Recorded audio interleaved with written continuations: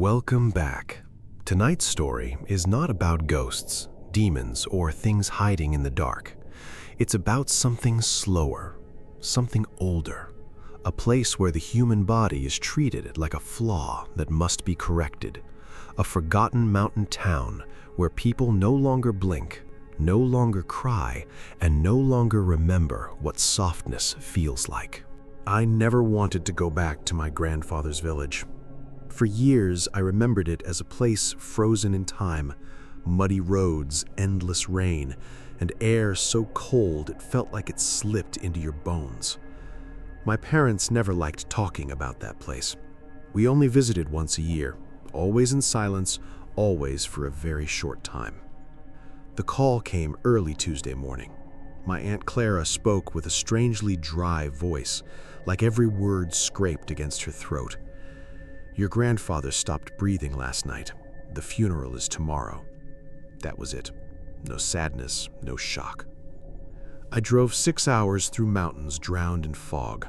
The higher I climbed, the grayer everything became. Even the trees looked hardened, like they'd been carved from stone. My phone lost signal long before I arrived, and when I finally saw the rusted welcome sign at the edge of town, I felt a strange pressure in my chest, like the air itself was too heavy. The streets were completely empty. No wind, no dogs, nothing moving. I parked outside my grandfather's house and noticed a woman staring at me from a nearby window without blinking. She didn't react when I waved. She didn't even seem to breathe. Inside the house, the smell hit me instantly. Not mildew or dust. It smelled like the powder left behind when an old wall collapses. Aunt Clara stepped out from the kitchen. I hugged her out of habit, but her body felt wrong, hard and stiff like furniture wrapped in clothes. "I'm glad you came," she said softly. Then I heard it. Crack. Her hand tightened around my shoulder with a dry, creaking sound, like branches snapping apart. She smiled faintly. "It's the mountain air. Dries out the joints." Dinner passed in silence. The family sat motionless around the table, barely speaking. Something about all of them felt wrong. Their skin looked dull and tight, like every trace of moisture had been pulled from it. My cousin Daniel reached for bread, and I heard a rough scraping sound beneath his sleeve, like wood grinding against wood. Nobody blinked. Entire minutes passed without a single pair of eyes closing.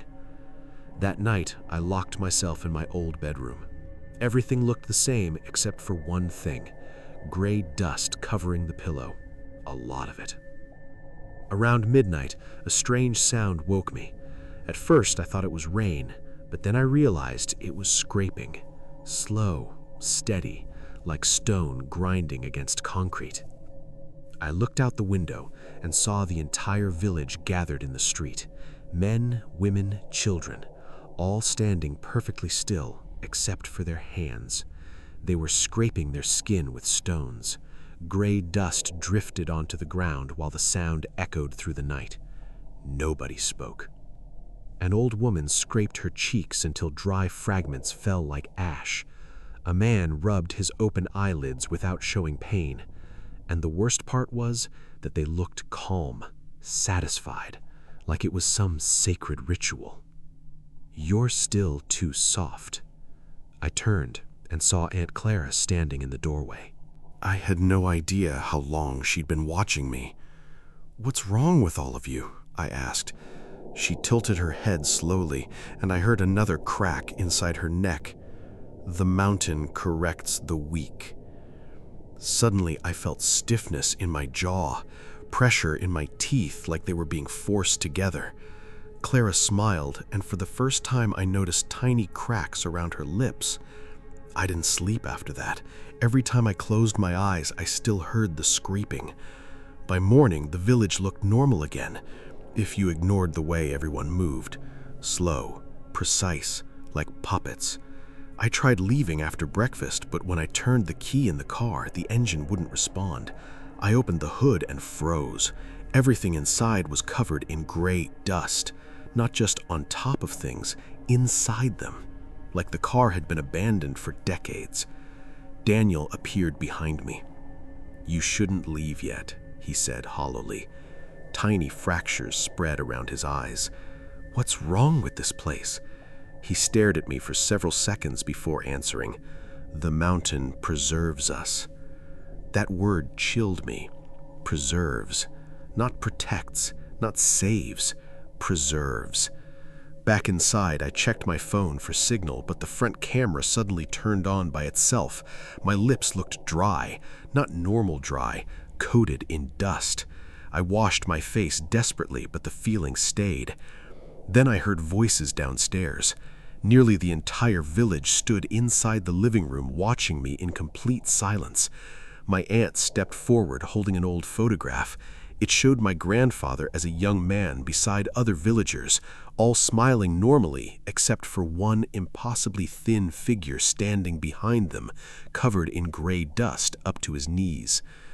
"The mountain found something beneath itself a long time ago," Clara whispered. "Something that cannot tolerate softness." I wanted to run, but my legs suddenly felt heavy, like my joints were filling with cement. Daniel approached slowly. "It hurts at first," he whispered. "Then you stop remembering what it felt like to be human." I shoved past them and sprinted into the village square. The streets were empty again, but I could still hear the scraping everywhere. Then I realized where it came from. The walls, the houses, the statues. The entire village was covered in thousands of scrape marks, like generations of people had slowly worn themselves down against the world. I ran into the abandoned church and found rows of figures sitting silently in the pews. They weren't alive, but they didn't look dead either. Dry, rigid, peaceful, like sculptures made from real people. Then I understood. They didn't bury anyone here. They let them harden. A cracking sound echoed from behind the altar. Crack. I saw my grandfather sitting upright in a chair, still dressed for the funeral. His eyes stared directly at me. He wasn't breathing, but I could feel his attention locked onto me. Then he spoke through a rigid jaw. "It's already started inside you." I stumbled backward in horror. I wanted to scream, but when tears came, no water fell from my eyes, only gray dust. After that, the change spread quickly. My fingers stopped bending properly, the skin on my arms tightened painfully, and the scraping never stopped, not even inside my head. Back at the house, huge stones blocked every exit. Aunt Clara sat silently in the kitchen beside several smooth rocks covered in gray powder. "You're still resisting," she said. Her voice sounded rough now, almost mineral. "What is this?" I asked through clenched teeth. "The mountain removes what's fragile. Cold, hunger, time. None of it can destroy what's rigid."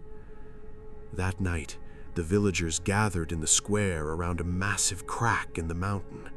Dark, endless, and from deep inside it came the sound of breathing. Slow, rough breathing like stone shifting beneath the earth. Everyone began scraping themselves again. Gray dust drifted through the air like ash. Daniel stood beside me, part of his neck completely hardened and split with pale fractures. "Stop fighting it," he whispered. "The worst part is remembering who you used to be." Then the breathing beneath the mountain grew louder.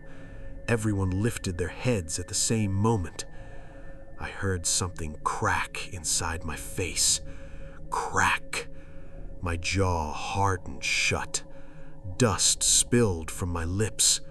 Fear slowly faded from me. Then sadness faded too.